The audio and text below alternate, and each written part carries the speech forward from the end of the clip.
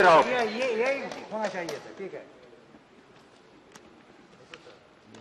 मेरा माइक कहाँ है सर? हाँ माइक तो फायदा हो गया।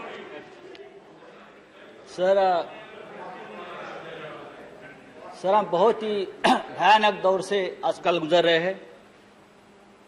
जैसे मनोज झा ने कहा, सभी वक्ताओं ने बात कही। रामनाथ ठाकुर जी नहीं है, तालियां बजाओ थालियां बजाओ, फिर गालियां भी खानी पड़ती है। देखिए, हम विज्ञानवाद में जी रहे हैं। प्रधानमंत्री जी ने कहा था महाभारत का युद्ध 18 दिन चला और जीत गए। हमें 21 दिन चाहिए कोरोना का युद्ध जीतने के लिए। और कितने 21 दिन चाहिए?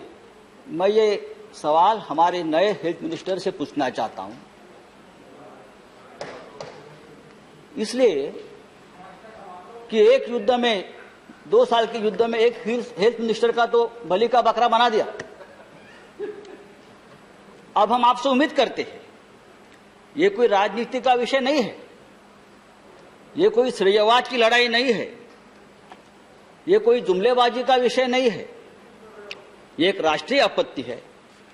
और हम सब लोग, चाहे देश हो, चाहे राज्य हो, चाहे गांव हो, हम सब इस राष्ट्रीय आपत्ति से अपने अपने स्तर पर लड़ रहे हैं। हम सभी ने यहां जो बैठे, हम सभी ने इस काल में किसी ने किसी को, नजदीक व्यक्ति को खोया है। चाहे परिवार में हो, चाहे मित्र हो, चाहे यहां के हमारे साथी हो। यहां राजू सातव जी, अहमद पटेल जी, महापात्रा जी, सुरेश आंगड़ी जी, वहां लोकसभा में एक्स मेंबर्स, सभी को हमने खोया है। और तकलीफ है, राजू सातव तो 2 दिन पहले हमसे बात कर रहे थे हॉस्पिटल से, वीडियो कॉल पे। 2 दिन पहले हमसे बात की उसने।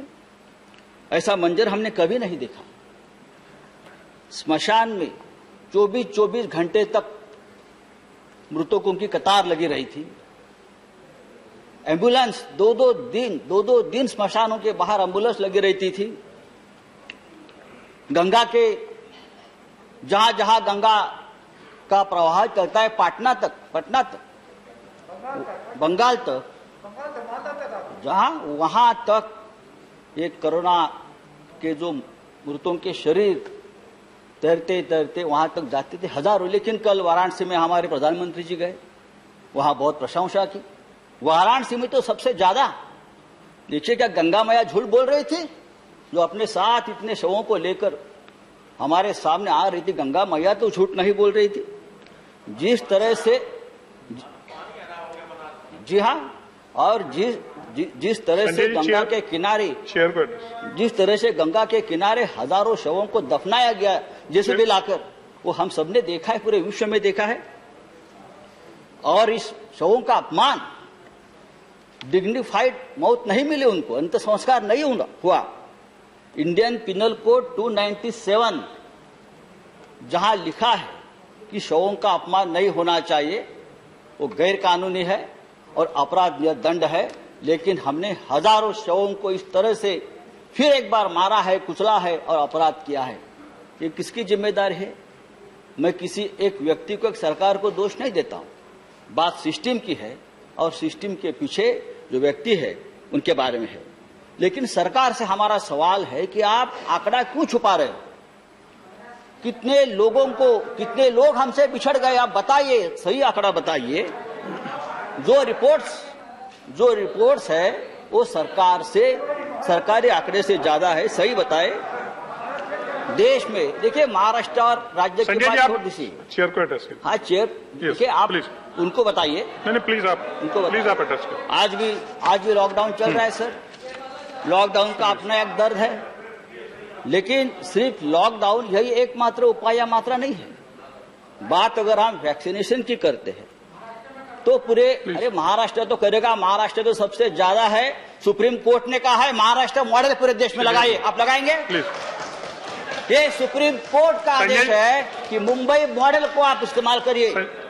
ये मद्रास हाईकोर्ट का आदेश है कि मुंबई मॉडल को आप ऑक्सीजन के डिस्ट्रीब्यूशन और कोविड सेंटर के बारे में जो कहा है, आप पढ़ लीजिए सुप्रीम कोर्ट का ऑर्डर। आप क्या मुझे बता रहे हो महाराष्ट्र? आप आकर देखिए महाराष्ट्र की सरकार क्या कर रही है, आप आकर देखिए एक बार। संजय जी आप समाप्त कीजिए। संजय जी आप समाप्त। संजय जी इंडिया समाप्त कीजिए आप। नहीं कुछ नहीं। Your time is over. क्या? Your time is over. अरे अभी तो मैंने शुरू भी नहीं किया। Your time is over. नहीं मेरा टाइम कितना है आप बताइए। 5 मिनट्स। तो 5 मिनट नहीं हो गया? नहीं हो गया, 5 मिनट नहीं हुआ। यू स्टार्टेड ऑन आपका टाइम 3 पर। तो सर, तो लॉकडाउन चल रहा है, लॉकडाउन चलता रहेगा, लेकिन मास वैक्सीनेशन नहीं इससे चलेगा। हमारे देश में अब तक कितने वैक्सीनेशन हम कर चुके हैं? 125 करोड़ का देश है, कितने % हम वैक्सीन अब तक कर चुके हैं? आज भी देखिए पूरे देश में चाहे महाराष्ट्र के कुछ शहर हो, चाहे बिहार हो, चाहे उत्तर प्रदेश हो, वैक्सीनेशन की शॉर्टेज है। थैंक यू संजय जी। आज भी वैक्सीनेशन सेंटर पर लोग दंगा कर रहे हैं। Thank you Sanjay ji. Next speaker. नहीं और हमने 6